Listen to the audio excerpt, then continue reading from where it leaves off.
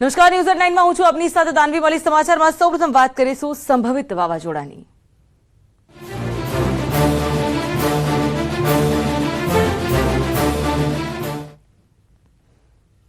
શું ગુજરાતમાં પણ ટકરાશે વાવાઝોડું? ભયંકર તબાહી મચાવી શકે છે આ તોફાન। તો દક્ષિણ અરબ સાગરમાં સાયક્લોનિક સર્ક્યુલેશન સર્જાશે, ત્યારે ટૂંક સમયમાં આ સિસ્ટમ બની શકે છે વાવાઝોડું। વાવાઝોડાને લીધે દરિયા કિનારે 50 થી 100 કિલોમીટરની ઝડપે પવન ફૂંકાઈ શકે છે। તો એટલું જ નહીં, જ્યારે વાવાઝોડું ટકરાશે ત્યારે 100 કિલોમીટરથી વધુની ગતિ પણ હોઈ શકે। તો 7 જૂને લક્ષદ્વીપ પાસે હવાનું હળવું દબાણ સર્જાશે, ત્યારે વાવાઝોડામાં પરિવર્તિત થઈ શકે છે આ દબાણ। જો કે વાવાઝોડાની શરૂઆતની દિશા મુંબઈ અને રત્નાગીરી તરફ હોવાની શક્યતા છે, ત્યારે 13 જૂનની આસપાસ વાવાઝોડું ગુજરાતના દરિયા કિનારાની નજીક હોઈ શકે છે, તથા 13 જૂને સૌરાષ્ટ્રમાં ભારે પવન સાથે પણ વરસાદ થઈ શકે છે। તો 13 થી 14 જૂન સુધીમાં ગુજરાતના દરિયા કિનારે વાવાઝોડાનો ખતરો રહેલો છે, ત્યારે 12, 13 અને 14 જૂને સૌરાષ્ટ્ર અને દરિયા કિનારાના વિસ્તારમાં ભારે વરસાદ થઈ શકે છે। તેવામાં જો વાવાઝોડું છેલ્લે ફંટાઈ જાય તો પાકિસ્તાનમાં કરાચી તરફ જઈ શકે છે, અને જો આ વાવાઝોડું ગુજરાતમાં ટકરાશે કે કેમ તે હજુ સુધી કહી ન શકાય। ક્યાં ટકરાશે તે આગામી સમયમાં સ્પષ્ટ થશે। તો આ ઉપરાંત આજે કેરળમાં ચોમાસાની એન્ટ્રી થાય તેવી શક્યતાઓ છે। તમિલનાડુ અને પોંડિચેરી તથા કેરળમાં પણ ભારે વરસાદ પડવાની આગાહીઓ સેવાઈ રહી છે।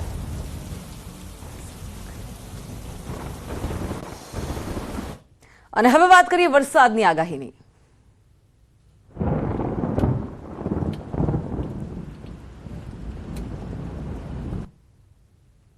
રાજ્યના કેટલાક વિસ્તારોમાં થઈ શકે છે વરસાદની આગાહી, ત્યારે ભારે પવન સાથે પડી શકે છે સામાન્ય વરસાદ। તો ઉત્તર ગુજરાતના 2 જિલ્લામાં પડી શકે છે વરસાદ, બનાસકાંઠા અને સાબરકાંઠામાં પડી શકે છે વરસાદ, ત્યારે સૌરાષ્ટ્રમાં પણ પવન સાથે વરસાદની આગાહી કરાઈ છે। રાજ્યના કેટલાક વિસ્તારમાં વાતાવરણ સૂકું રહેશે, ત્યારે દીવ, દમણ અને દાદરાનગરમાં પણ વાતાવરણ સૂકું રહેશે, ત્યારે અલગ અલગ જગ્યાએ અલગ અલગ સ્થળ પર વરસાદ થઈ શકે છે તેવી શક્યતા સેવાઈ રહી છે।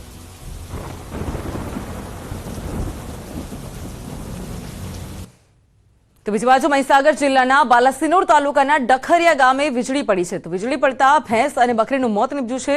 ઘર પાસે ઝાડ સાથે બાંધેલી બકરી અને ભેંસ ઉપર વીજળી ત્રાટકી હતી, તો સદનસીબે આસપાસના વિસ્તારમાં રહેતા લોકોનો આબાદ બચાવ થયો છે।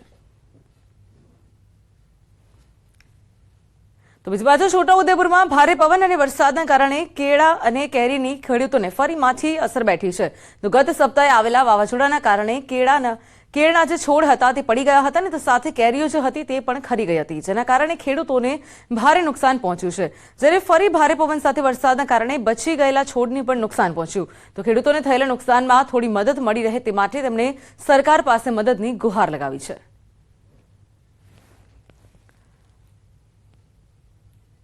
આજે વાવાઝોડું એટલું બધું સખત આવ્યું, એમાં તમે જોઈ શકો છો કે અમારા કેળોમાં જે પડી ગઈ કેળો, એમાં કાચો માલ પડી ગયો છે અમારો।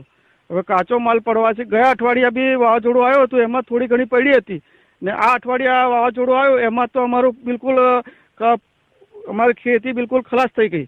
નુકસાન તો મારે તો પહેલા અડધી ક્યારી પડી ગયેલી, એ લોકો ખાઈ ગયા, બીજી વખત પડી જઈ તે થોડીક મળી, બીજી ફાટી જઈને બગડી જઈને નુકસાન જ બધું ક્યારી। તો બીજી બાજુ રાજ્યમાં વધુ એક યુવાનનું હાર્ટ એટેકના કારણે મોત થયું છે। રાજકોટના જેતપુરમાં જૂની સાંકળી ગામના 18 વર્ષીય યુવકના અચાનક ધબકારા થંભી ગયા। યુવક મજૂરી કામ કરીને ઘરે પરત કર્યો હતો, ત્યારે સ્નાન કરવા જવાની તૈયારી કરી રહ્યો હતો, અને આ દરમિયાન જ તેને અચાનક હૃદય રોગનો હુમલો આવતા તે ત્યાં જ ઢળી પડ્યો હતો, અને ત્યારબાદ તેને જેતપુરની સરકારી હોસ્પિટલમાં લઈ જવાયો હતો, જ્યાં તબીબોએ યુવકને મૃત જાહેર કર્યો। તો યુવાન દીકરાના અચાનક મોતથી પરિવારમાં શોકનું મોજું ફરી વળ્યું છે। તો પછી દાહોદના લીમખેડામાં કાર ભડકી પડી ઉઠી છે, ત્યારે અગમ્ય કારણોસર ગાડીમાં આગ લાગી હતી। આગ લાગતા લોકોના ટોળે ઉમટી પડ્યા હતા। તો ગાડીમાં બેસેલા લોકોનો પણ આબાદ બચાવ થયો છે, એટલે કે કોઈ પણ જાનહાનિના સમાચાર નથી। તો આગ લાગતા આસપાસના લોકોમાં અફરાતફરીનો માહોલ સર્જાયો હતો, અને લોકો સ્થળ પર પહોંચી ગયા હતા। બીજી બાજુ પરિણીતાને અજાણ્યા યુવક સાથેનો પ્રેમ સંબંધ ભારે પડ્યો છે। પરિણીતાને બ્લેકમેલ કરીને દુષ્કર્મ આચરણનો વધુ એક કિસ્સો સામે આવ્યો છે। સુરતના ડિંડોલી વિસ્તારમાં મહિલાને જીમમાં સંપર્કમાં આવેલા યુવક સાથેનો પ્રેમ ભારે પડ્યો। પરિણીતા 7 થી 8 વર્ષ પૂર્વે યુવકના સંપર્કમાં આવી હતી ને બાદમાં મહિલાના પતિની ગેરહાજરીમાં પ્રેમીએ તેના ઘરે અવરજવર શરૂ કરી. તો પ્રેમીએ મુસીબતમાં છું તેવું બહાનું કરીને પરિણીતા પાસેથી ધંધાના નામે 2 કાર અને દાગીના પર લોન લેવડાવી હતી. જોકે બાદમાં યુવકે હપ્તા ભરવાનું બંધ કરી દેતા પરિણીતાને પોતાના ઘરે બોલાવીને દુષ્કર્મ આચર્યું હતું. ત્યારે લોન રિકવરી અંગે બેંક કર્મચારી ઘરે આવતા સમગ્ર મામલો બહાર આવ્યો. જોકે યુવતીની ધમકી આપીને આરોપી પ્રેમીએ 25 લાખ રૂપિયા પડાવી લીધા હતા અને બાદમાં પરિણીતાએ કંટાળીને આરોપી વિરુદ્ધ પોલીસ ફરિયાદ નોંધાવી છે. તો હાલ આરોપીની પોલીસે ધરપકડ કરી છે. તો પછી દાહોદના મોટી મોવડી નજીક હાઈવે પર મહિલાનું રહસ્યમય રીતે મોત નીપજ્યું છે. ધોળા ખાખરા ગામનું દંપતી કામ અર્થે સુથારવાસ ગામે ગયું હતું અને ત્યાંથી પરત ફરતી વખતે લૂંટારાઓએ તેઓને રોકીને લૂંટ ચલાવી હતી. ત્યારબાદ દંપતીને માર માર્યો હોવાની પ્રાથમિક વિગતો પણ સામે આવી છે અને ત્યારબાદ મહિલાનું મોત નીપજ્યું હતું. તો સમગ્ર ઘટનાને પગલે પોલીસે ઘટનાસ્થળે પહોંચી હતી. લૂંટ અને મર્ડરનો બનાવ રિપોર્ટ કર્યો હોવાનું પોલીસે જણાવ્યું હતું. તો સમગ્ર મામલે પોલીસે વધુ તપાસ હાથ ધરી છે.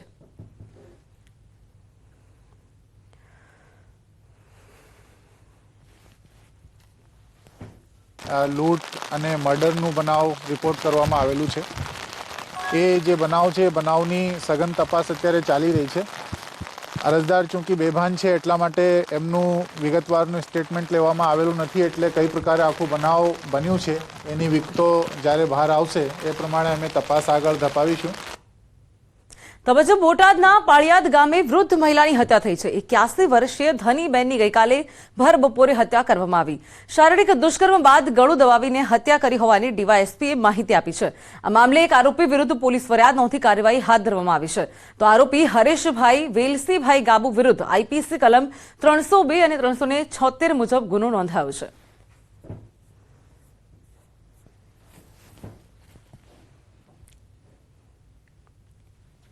ગઈકાલે જે ધનીબેન મોહનભાઈ મિતલિયા ઉંમર વર્ષ 81 એક વૃદ્ધાનો મૃતદેહ મળી આવેલો હતો. તે અન્વયે વધુ તપાસ કરતા તથા ફોરેન્સિક પોસ્ટમોર્ટમ માટે મૃતદેહને ખસેડતા આ વૃદ્ધાનું ગળું દબાવી ગળે ટૂંપો આપી અને તેની સાથે શારીરિક દુષ્કર્મ કર્યા હોવાની પણ હકીકત અમારી સામે આવી હતી.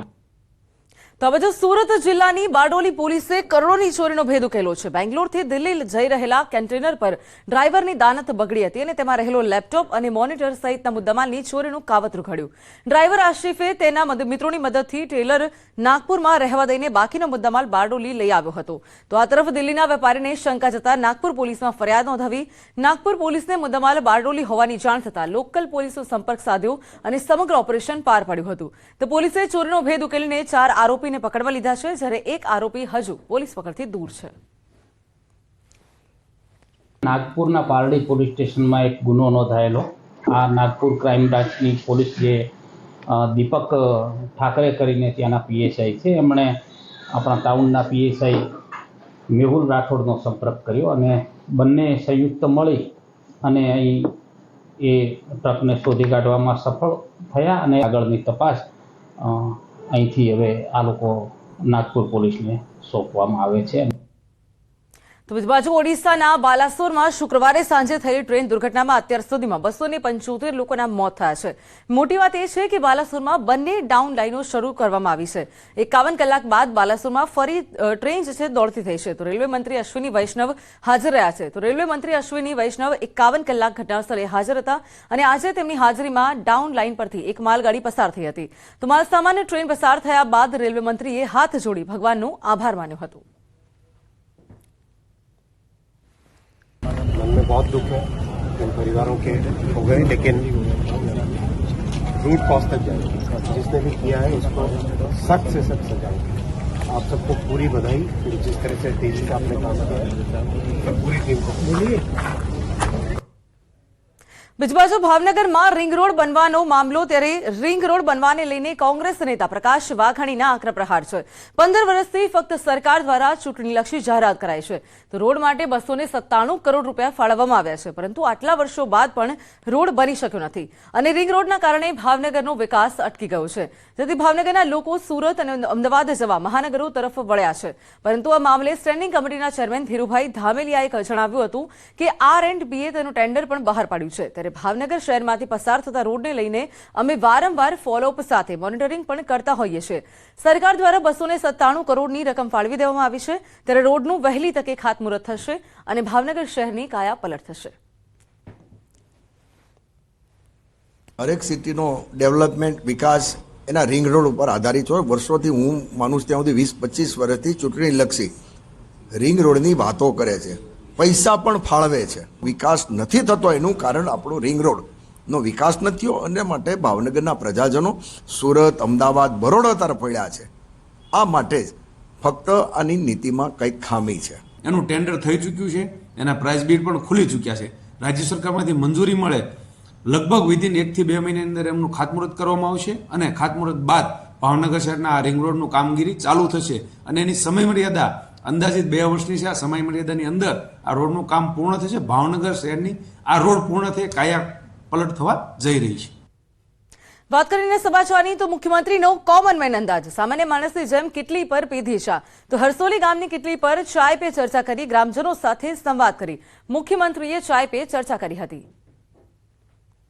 દ્રશ્યમાં જોઈ શકાય છે તેમ હરસોલી ગામની કિટલી પર ચાય પે ચર્ચા કરી છે. ત્યારે એક સામાન્ય માણસની જેમ મુખ્યમંત્રી ભૂપેન્દ્ર પટેલ જે છે તેઓ ચા પીતા નજરે પડી રહ્યા છે. તો મુખ્યમંત્રીને કોમન મેનનો અંદાજ લોકોને પસંદ પડી રહ્યો છે.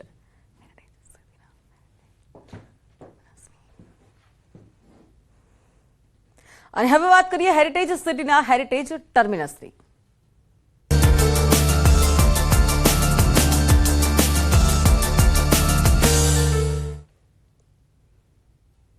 તો અમદાવાદમાં લાલ દરવાજા બસ ટર્મિનસનું આજે લોકાર્પણ થશે. મુખ્યમંત્રી ભૂપેન્દ્ર પટેલના હસ્તે આ બસ ટર્મિનસનું લોકાર્પણ થશે. તો હેરિટેજ લુક સાથે તૈયાર કરાયું છે એએમટીએસનું ટર્મિનસ. ત્યારે 65 વર્ષ જૂના બસ ટર્મિનસની કાયા પલટ થશે. તો ₹8.88 કરોડના ખર્ચે આ ટર્મિનસ તૈયાર કરાયું છે. ત્યારે 11,583 સ્ક્વેર મીટર પર બની રહ્યું છે નવું બસ ટર્મિનસ. ત્યારે 1 એપ્રિલ 1947માં એએમટી બસ સેવાની શરૂઆત થઈ હતી. વર્ષ 1955 થી 56માં લાલ દરવાજા એએમટીએસ ટર્મિનસ બનાવવામાં આવ્યું હતું. ત્યારે આ terminal office, cash cabin, ticket issue centre, staff માટેની સુવિધાઓ પણ અહીંયા ઊભી કરાઈ છે. ત્યારે દિવ્યાંગ મુસાફરો માટે હશે ખાસ સુવિધા, સીસીટીવીથી થશે સતત નિરીક્ષણ. ત્યારે તમામ પ્લેટફોર્મ ઉપર ડિજિટલ ટાઈમ ટેબલની પણ સુવિધા ઉપલબ્ધ કરાઈ છે. સાથે બસની સ્પીડ નિયંત્રણ કરવા માટે અત્યાધુનિક કંટ્રોલ રૂમની પણ વ્યવસ્થા કરાઈ છે. તો વીજ બચત કરવા માટે બિલ્ડિંગની છત પર સોલાર પેનલ પણ ફિટ કરાશે.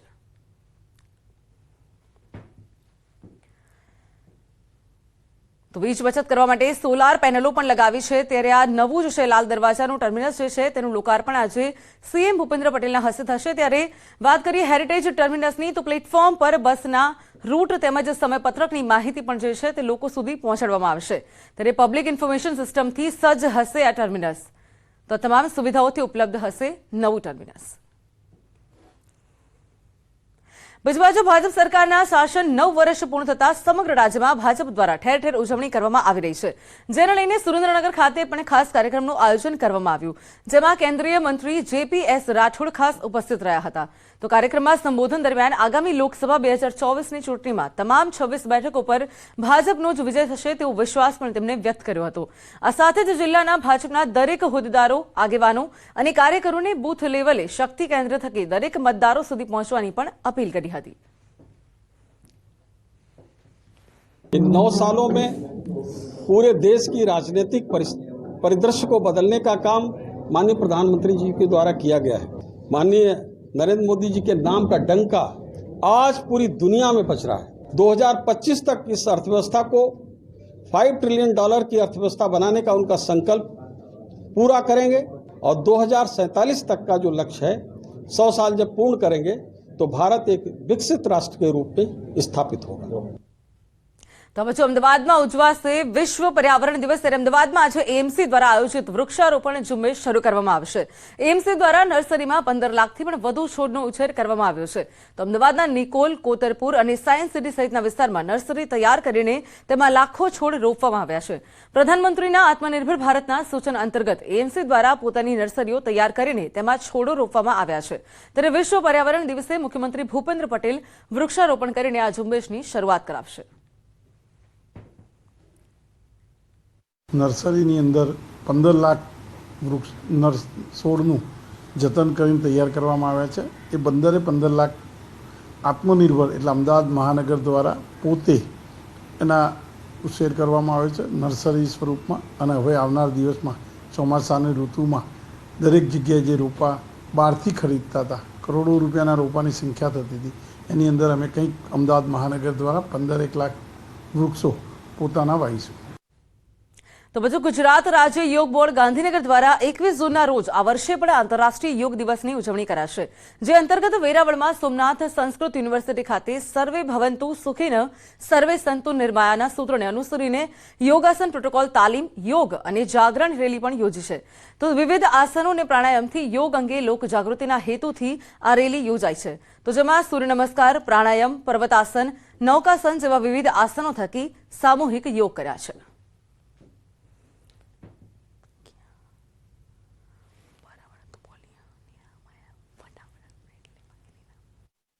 ગુજરાત સરકાર અને ગુજરાત રાજ્ય યોગ બોર્ડ દ્વારા યોગની અવેરનેસ માટે અને જનજાગૃતિ માટે પ્રચાર અને પ્રસાર અર્થે અને આગામી 21મી જૂન 2023માં 9મો વિશ્વ યોગ દિવસ આંતરરાષ્ટ્રીય યોગ દિવસ આવી રહ્યો છે.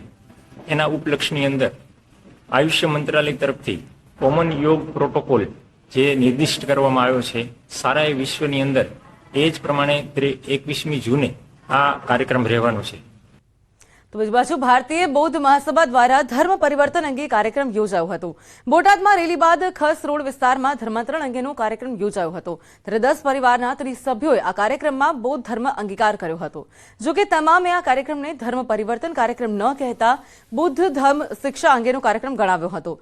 ત્યારે બૌદ્ધ ધર્મ વૈજ્ઞાનિક અભિગમ સાથે ચાલે છે તેવું કહીને કેટલાક લોકોએ આ કાર્યક્રમને ધર્મ વાપસી અંગેનો કાર્યક્રમ પણ ગણાવ્યો હતો.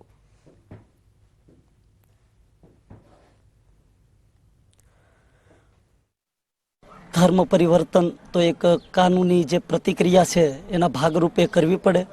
બાકી અમે જે પરિવર્તન કરી રહ્યા છીએ તે ધર્મ પરિવર્તન નહીં પણ મૂળ ધર્મ તરફ ઘર વાપસી કરી રહ્યા છીએ. પહેલી વાર એક ઐતિહાસિક બૌદ્ધ ધર્મ દીક્ષાનો કાર્યક્રમ થઈ રહ્યો છે.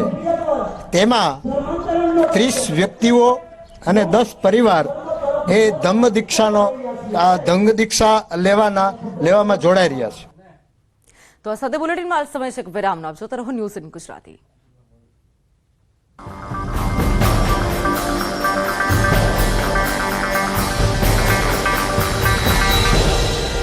અમરેલીની હોસ્પિટલ ખાતે ખસેડ્યું હતું. આ તરફ મોરબીમાં વીજળી પડતા એક યુવકનું મોત થયું. ટંકારાના સખપરા ગામની સીમમાં આ બનાવ બન્યો હતો. ગાજવીજ સાથે વરસાદ થતા યુવક બચવા માટે ઝાડ નીચે ઊભો હતો અને તે સમયે જ ઝાડ પર વીજળી પડી હતી, જેમાં યુવકનું મોત થયું હતું. તો વડોદરામાં જીવતો જીવ વાયર પડતા કરંટ લાગતા એક યુવકનું મોત થયું. એમજીવીસીએલની ઘોર બેદરકારીના કારણે આ યુવકનું મોત થયા હોવાનો સ્થાનિકો દ્વારા આક્ષેપ કરાયો છે.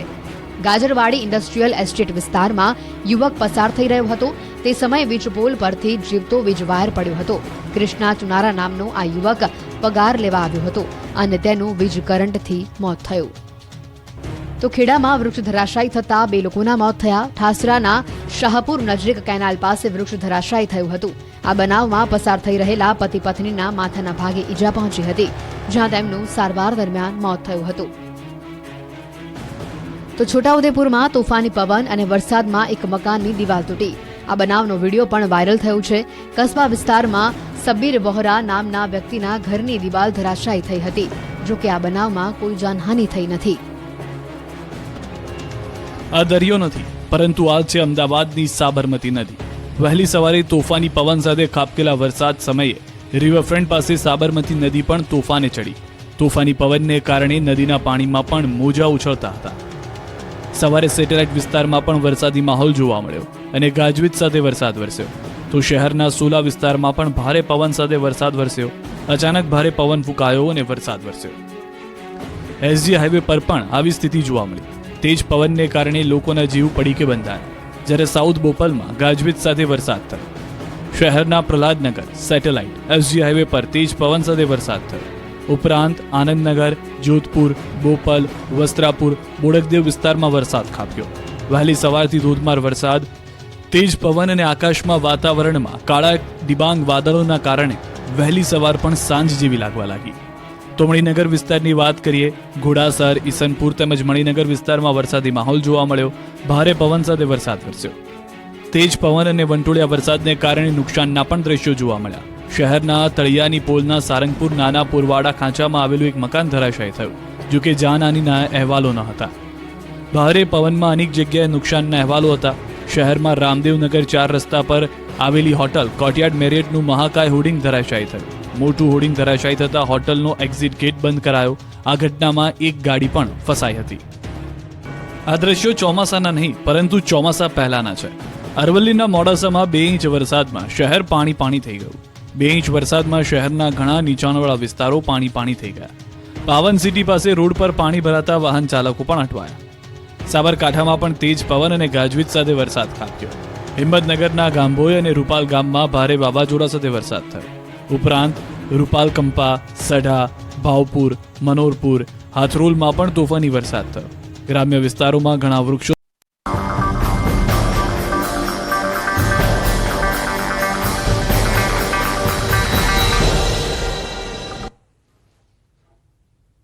Welcome back. વાત કરીએ આગળ સમાચારની, તો આગામી 20 જૂને રથયાત્રાનો પર્વ આવી રહ્યો છે. તો રથયાત્રાના તહેવારની ગણતરીના દિવસો બાકી રહ્યા છે, ત્યારે તે અંતર્ગત ગઈકાલે જળયાત્રાનું આયોજન કરવામાં આવ્યું હતું.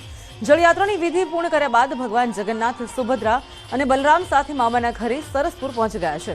તો સરસપુરમાં ભગવાનનું વાતે ગાતે સ્વાગત કરવામાં આવ્યું હતું. સમગ્ર વિસ્તારમાં જય રણછોડ માખણ ચોરના નાદ સાથે ગુંજ્યું હતું.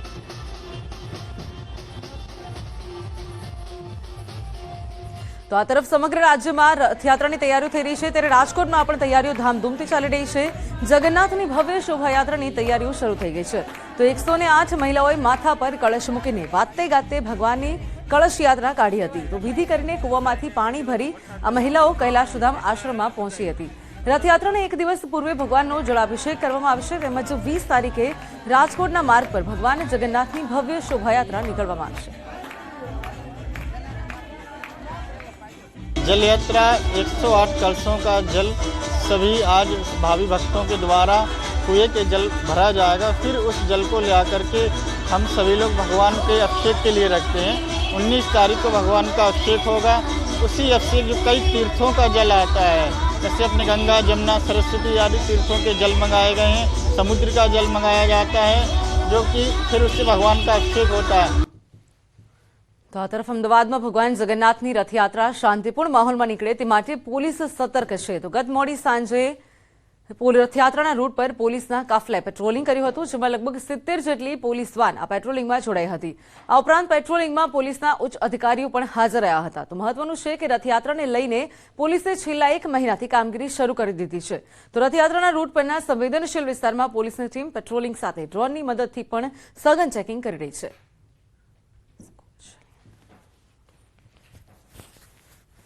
આખા રથયાત્રાના જે રૂટ છે એના ઉપર 70થી વધારે પોલીસની ગાડીઓ દ્વારા ફ્લેગ માર્ચનું આયોજન કરવામાં આવેલ છે. એના એ હેતુ છે કે આ વિસ્તારમાં પોલીસની હાજરી દેખાય અને અસામાજિક તત્વો છે એમાં બીક થાય અને આગામી ભગવાન જગન્નાથની જે રથયાત્રા છે એ ખૂબ જ શાંતિપૂર્વક થાય. અને હવે વાત કરીએ સ્કૂલ ચલે હમની.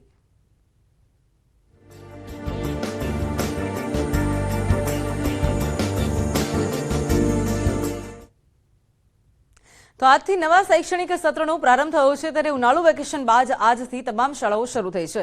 તો આજથી નવા સત્રથી ફરી ધમધમી ઉઠી છે સ્કૂલો. ખાસ તૈયારીઓ સાથે વિદ્યાર્થીઓને આવકારવામાં આવી રહ્યા છે. ત્યારે 35 દિવસનું ઉનાળુ વેકેશન પૂરું થતાં ફરી ધમધમી ઉઠી છે તમામ શાળાઓ. અમદાવાદ સહિત રાજ્યભરની શાળાઓમાં કિલકારી ગુંજી ઉઠી છે. તો આજે વિશ્વ પર્યાવરણ દિવસે વિવિધ શાળાઓમાં વૃક્ષારોપણનો કાર્યક્રમ પણ યોજવામાં આવ્યો છે. તો શિક્ષિકાઓએ લીલા રંગની સાડી પહેરી વિદ્યાર્થીઓને સરળ ભાષામાં પર્યાવરણની સમજ આપી હતી.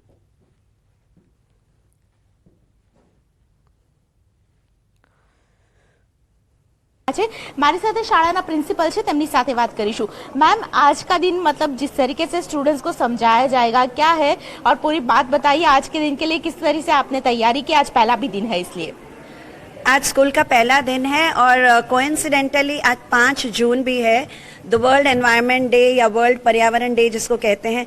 जितना सुंदर ये दुनिया का पर्यावरण है, जितनी हरियाली है, शायद हमारे साई प्रांगण में उतना ही या उससे ज़्यादा भी हरियाली है.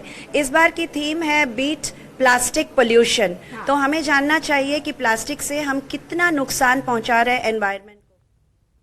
तो સાથે હાલ બુલેટિનમાં બસ આટલું બધું સમાચાર અપડેટ માટે આપ જોતા રહો ન્યૂઝ 18 ગુજરાતી। નમસ્કાર।